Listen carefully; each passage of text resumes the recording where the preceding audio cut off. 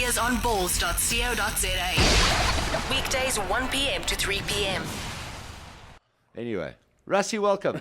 Thanks. Nice to have you back in the studio again. Yeah, nice to be back. Nice new studios. Ja, was jy nie hier voor No, the last time I was here was upstairs. It was the smallest Really? studio. When I got here, I thought, oh, jeez, I got it wrong. Shameless. There's now There's big nothing studio there. downstairs. So Ja, nee, dit's bietjie beter, nee. bietjie beter. Ja, Ja. So hoe gaan dit met jou? can't complain. Jy kan nou 'n bietjie Afrikaans ook praat as jy wil. Baie dankie. Ja. Die Afrikaanse luisteraars regstreeks. Ja. No, all good. We're leaving on Sunday, so we're all excited getting our campaign going for Glasgow, for Com Games. Leaving on Sunday. When does that start, by the way? The Com Games only start on the 23rd of August, but we're jetting off on Sunday to play in the London Investec Cup.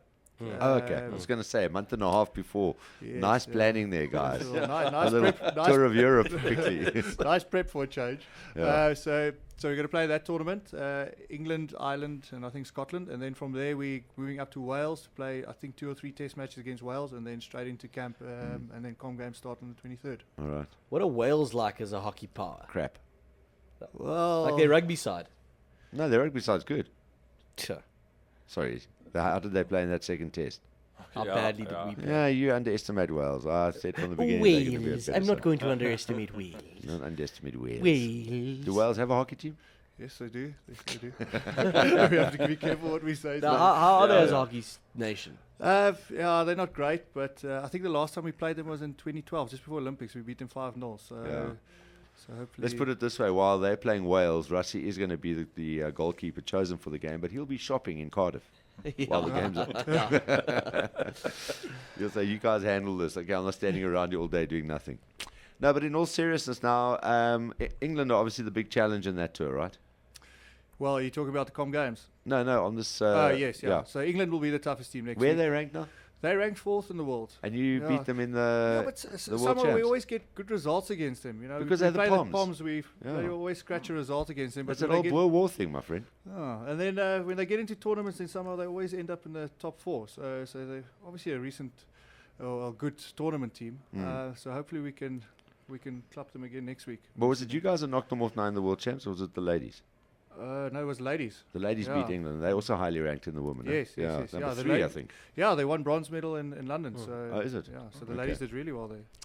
All right, so at least, I mean, a nice little mix, a sort of nice, I don't want to call them soft games, but you got some sort of mixed with a big challenge, which will set you up nicely for the Commonwealth Games because they will all be there. Yeah, that's it. Yeah, so but trust me, there's no easy games these days. So all these teams are starting to get more and more professional, and they're preparing better and better. So we can't take them too lightly. Sê vir ons in Afrikaans, Rassie, met die Commonwealth Games, julle span, is julle gefinansier deur SASCOC en die federasie, so hulle sit die geld vir jou op, of moes julle ouens vir jouself bietjie inbetaal, of Investec, of Mug and Bean, of hoe werk dit nou? Ja, SASCOC vir die span oor, en dan SASCOC kyk nou so al hulle borge wat hulle het, weet vlieg ons oor en betaal vir al ons oefeninge en vliegtuigkaartjies en al dat. So ja, so dit word daarom van hulle kant af gebring. En ja, dan obviously as ons daar is, dan kyk hulle na ons. Okay, so dis heel geborg en alles deur hulle deur die reëlings. Ja.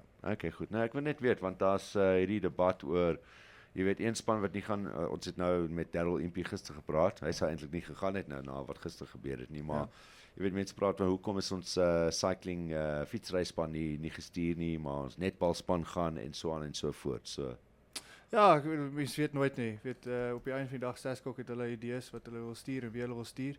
En op die einde van die dag SASCOC wil medaljes wen. So hulle wil nie net spanne stuur en atlete stuur wat nie gemaak nie. Ek weet nie hoe die kriteria gewerk het vir om die spanne te kies nie of die atlete te kies nie, maar ek dink dit gaan maar in elke unie of assosiasie gaan dit maar daardeur. maar ek dink iets gehoor van as jy nie in die top 5 is of so iets dan gaan jy nie, maar dit lyk my dit het vir sekere sportsoorte was dit die reëling, maar vir anders was dit nie, want ek dink netbal was 6ste in die wêreld.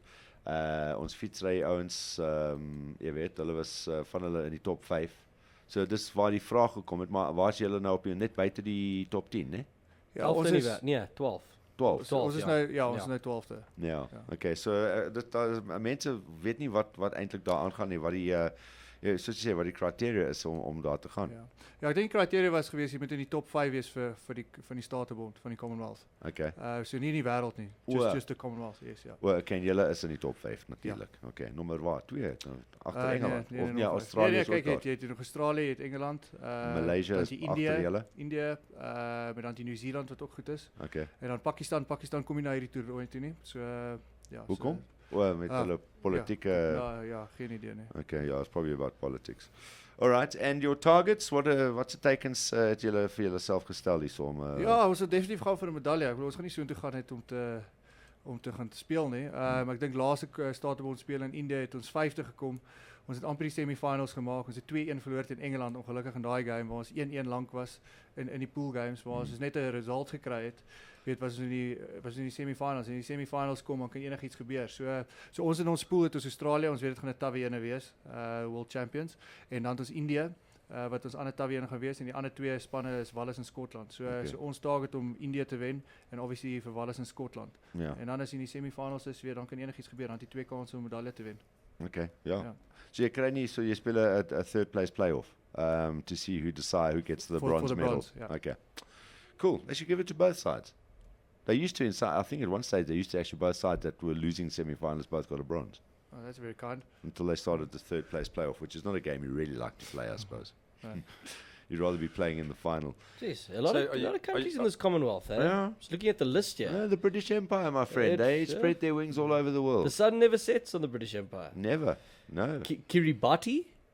Huh? Kiribati? No, thank you. Not right now, but after the show, maybe. That's in the Commonwealth? Where Yeah. the hell is Kiribati? You don't carry my butty. That is... Where's Kiribati? It's in... I don't know. I've never heard of it. Yeah, they're at the Commonwealth Games. Jeez, you want to play them? Must be some little Hold on. island with Yeah, a queen, a holiday destination. Kiribati. I'll just Google Yeah, it. the Queen's got a holiday house Yeah. there. We're busy, John. Sorry. It's in the... Oh, it doesn't help you. It says it's the officially the Sovereign Republic of Kiribati. That's it. We're trying to discover Yeah, more where about are you? Kiribati, where it is. We never played Kiribati. Well, it must be before. close to Australia because their currency is the Australian dollar. Well, they must have at least 15 people in their country because they have a hockey team. They've got a population of 100,000 people. Are they? Are you looking just in the hockey competition or overall? No, just overall. The Commonwealth, Yes, where the British Empire has conquered. yes, and I've never heard of Kiribati. I wonder why they decided to go and annex Kiribati in the first place. I don't know. And the I think president, Rassie's explanation's right, that the Queen liked it for a holiday Yeah. destination. Has pearly white beaches. I think Philip will go to Kiribati for the holidays this year. Because their president, and this is the president's name, is Anote Tong. And that's why the Queen likes it. Yeah, some Anote Tong. All right, let's get back to the hockey. Russ? Yes? Yes, I was Oh, going to God. are you confident that the boys can break into the top 8 and the women as well? No, he's not at all. He thinks that they've got no we've chance already- to bring. No, do you think you can get We've- there? Absolutely. I mean, player for player, we Yes. should be in the top 8. Unfortunately, I've just seen now, coming back from the World Cup, the gap between professional countries, professional hockey countries, and Yes. amateurs getting a little bit bigger and bigger. I mean, you take like Argentina that came third at the World Cup this year, that won bronze. You know, that was a team that in 2011 we used to club them, 4 out of 5 games. And they won bronze, but they've gone professional a year or so ago. And I think that's what we need more. I mean, we only had 20 days to prepare for the World Cup with other teams. They've been together for 9 to 11 months. That's been the big talking point here, and people need to put that into perspective, is that you are the leading non-professional team in the world, right? Yes, yeah. At the World Cup, we were the Yeah. only, the men and the ladies not being professional teams there. Yeah, and that's I think that's a point people need to remember when they go, will we sort of progress? I think you guys have done damn well, considering that you have to have a job to pay for your for living, as opposed to the other guys who are all professional players. Yeah, I mean, it's, some of the youngsters that, they got a chance to go play in Europe where they can earn a bit of money, but that's more, hand to mouth. But yeah, otherwise it's really difficult. You really have to manage your life and juggle a couple of things to make sure you play top end. And it's like you say, I don't think people always realize, actually how tough it is to go out there, and get top results. Do you think it's going to take like winning a Commonwealth gold or something like that for somebody to step forward and say, right, let's make this more professional? In other words, let's pay these guys. I really hope so. I mean, we're busting ourselves, to get results. The team is quite disciplined over the last 4 years, to try to crack into that top 8. Because when you get into the top 8, then you more often play top teams, because you get invited to more top tournaments. So yes, I hope really, when we go to Com Games, we can get the results that we want, and come home with a medal, and hopefully things will change. So I want to know that because you've got a couple of players that play overseas as well. How do you coordinate and become better as a unit when you've got a few of your oaks overseas? It must be difficult to train as a team. I think that's the toughest part. That's like I said, player for player. If you look at our top players in South Africa, when they play in the European leagues, they are some of the top guys. I mean, you take like Justin Riedros. At one stage he was one of the top goal scorers in the world. But to train together as a team, you look at the English team, these guys train at least 3 times a week together. You look at the Dutch team, at least 3 or 4 times a week together. Like I was just explaining about the Argentinian team, they got a nice sponsor, or they signed a big sponsor where they got all the guys into the same city. And these guys train non-stop together. And I think that's what we're lacking, pulling all the guys all around the world and all around the country together 2 weeks before tournament is really tough. And the thing with the Dutch team, they're not just training together. Why? It's the Dutch, Darren. Okay. All right. And then they came second at the World Cup. Are you talking about the high-flying Dutch? Yes. Okay. Never mind. Well, then maybe you guys should actually get everyone together and go and live in Hoopstad. No distractions there. Yeah, Amanda Kutz is there. She'll host you.